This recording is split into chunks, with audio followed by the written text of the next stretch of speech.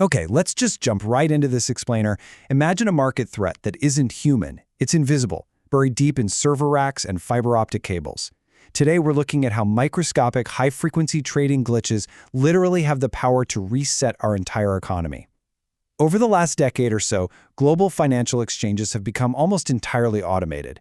And as we'll see, that sets the stage for technical failures with absolutely catastrophic consequences. $1 billion. Now, in our hyper-connected world, wealth isn't just a pile of gold sitting in a physical vault somewhere, right? It's data. It's moving at the speed of light for cables between global financial hubs.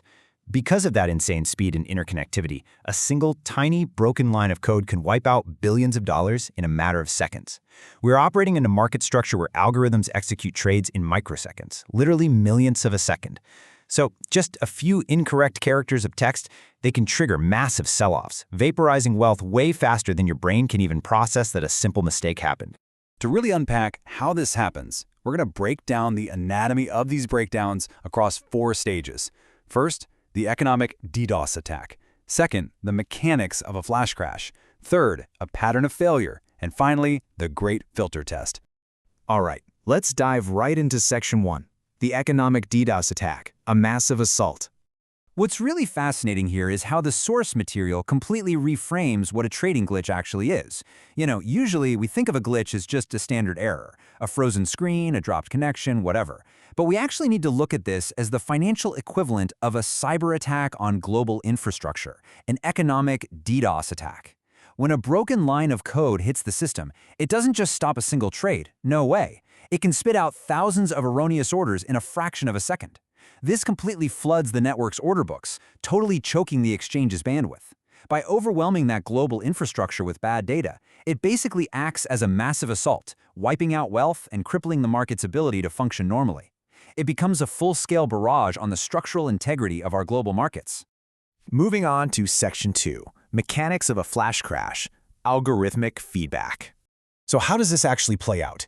Well, when that broken code executes, it almost instantly triggers an algorithmic feedback loop. Because these high-frequency systems run entirely without human oversight, they react to each other's errors in milliseconds. If one algorithm suddenly starts selling because of a glitch, competing algorithms detect that price drop and instantly start selling too, just to minimize their own exposure. This loop means the system dynamically captures more and more energy. The chaos just multiplies exponentially as machines feed bad data to other machines. The sheer volume of trades pushes the market into this violent downward spiral so incredibly fast that before a human operator can even realize what's happening and reach for a manual kill switch, you're already looking at total system collapse. The source material has this brilliant way of conceptualizing this feedback loop by comparing it to an avalanche. Picture a snowy mountain peak, right? One tiny movement, literally a single rock falling, starts a tiny snowball. But as that movement cascades downward, it rapidly captures more and more energy, dragging massive amounts of snow with it until absolute devastation hits the valley below. A market flash crash behaves exactly like nature's avalanche. The initial glitch is that falling rock, and the subsequent automated trades are the gathering snow. As the loop accelerates, the sheer volume of data mimics the snow mass, capturing energy dynamically and pulling the entire market down with it until the system hits rock bottom. Which brings us to Section 3, a pattern of failure, systemic risk.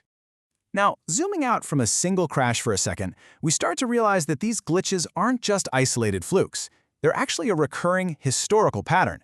If you look at the catalog of these technical failures across high-frequency trading, it reads exactly like a list of computer viruses. We're not talking about minor software bugs here. We are looking at a taxonomy of systemic infections that persistently plague our financial networks. In fact, the source points out that these are severe vulnerabilities classified right alongside Type 1 civilization risks. I mean, just think about the weight of that statement for a second. We're placing automated trading code glitches in the exact same category as major existential threats that could disrupt the very foundation of human civilization. It really highlights the deeply embedded systemic risk of relying entirely on hyper-fast, interconnected machines. And that leads us to our final part, Section 4, the great filter test, digital organism. We really have to stop thinking about the global economy as just this static marketplace where people simply buy and sell goods. The source material reframes it as a highly delicate, living, and fragile digital organism. It breathes data. It pulses with complex algorithms, and it relies on millions of interdependent digital nodes just to survive. And, exactly like a complex biological organism, it is highly susceptible to disease, rapid infection, and sudden fatal shock. When a glitch enters the bloodstream of this digital organism, its own automated immune responses, which are the other algorithms, often completely overreact. They end up attacking the system itself and causing catastrophic damage. And this brings us to a really stark conclusion from the source text. The idea that the global economy is currently undergoing its own version of a great filter test. Now, in scientific theories about the universe, a great filter is this monumental evolutionary hurdle that a species absolutely has to overcome to avoid total extinction. Applied here to our economy, this digital organism we've built, our entire interconnected financial livelihood, is facing a critical survival-level test of its endurance right now. Can a system this incredibly fast, this heavily automated, and this globally interconnected actually sustain itself without eventually self-destructing?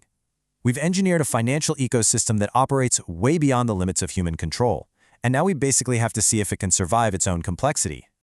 So I'm going to leave you with this provocative thought to ponder.